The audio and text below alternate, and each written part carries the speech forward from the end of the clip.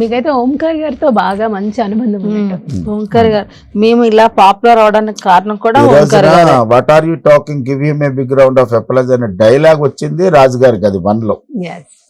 అందులో ఆ రైటర్ త్రేజామూర్తి మురళీధర్ గారు ఆ సినిమాకి ఆయన ట్రాక్ రాశాడు ఈ డైలాగ్. ఎందుకంటే దీనికి పూర్వం ఫ్యామిలీ సర్కస్ లోనే కోవై సర్లా గారు, పోసాని గారు జడ్జెస్ ఆ ప్రోగ్రామ్ ఉన్నప్పుడు నేను ఏదైనా మాట్లాడితే వాట్ ఆర్ యూ టాకింగ్ అనేవాడిని.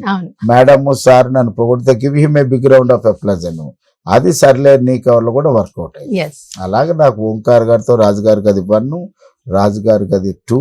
ఇప్పుడు కామెడీ స్టార్, అంతకుముందు ఫ్యామిలీ సర్కస్, 6th సెన్స్ చాలా షోల్లో మమ్మల్ని పిలిపించారు.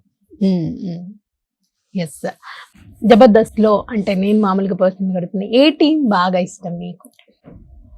అంటే ఎప్పటికీ అప్పటికి నేను చెప్పేది ఒకటే, నెంబర్ 1 టీం ఏదైనా ఉంది అనుకుంటే అది చమక్ చంద్ర గారి టీం. ఎవరిని అడిగినా అదే చెప్తాను. ఎందుకంటే ఇప్పుడు 10 టీములు ఉన్నాయి, అంతకుముందు 12 టీములు ఉండేవి. అంటే మనం తెర మీద సినిమాని ఎంత బాగా చూస్తాం, చక్కమని ఎలా వెళ్తుందో చమక్ చంద్ర గారి టీం. ఆ తర్వాత ఆటో పంచులతో అందరిని అలరించేది సుడిగాలి సుధీర్ టీం. ఇప్పుడు కింగ్ ఆఫ్ ది జబర్దస్త్ గాని, ఎక్స్ట్రా జబర్దస్త్ లో గాని ఐపరాది టీం, ఐపరాది రైజింగ్ రాజ్ గారి టీం. ఇప్పుడు నవేడేస్ జబర్దస్త్ కి పెద్ద దిక్కు కూడా ఐపరాది, సుడిగాలి సుధీరే. మిగతా వాళ్ళందరూ వారి స్థాయిలో చేస్తూ ఉంటారు.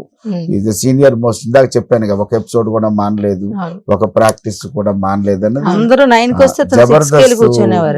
జబర్దస్త్ ముద్దు బిడ్డ రాఘవ్ గారు, రాకెట్ రాఘవ్ గారు ఇంతవరకు ఒక ఎపిసోడ్ మానలా, ఒక షూటింగ్ కూడా ఆగిపోలే అతను.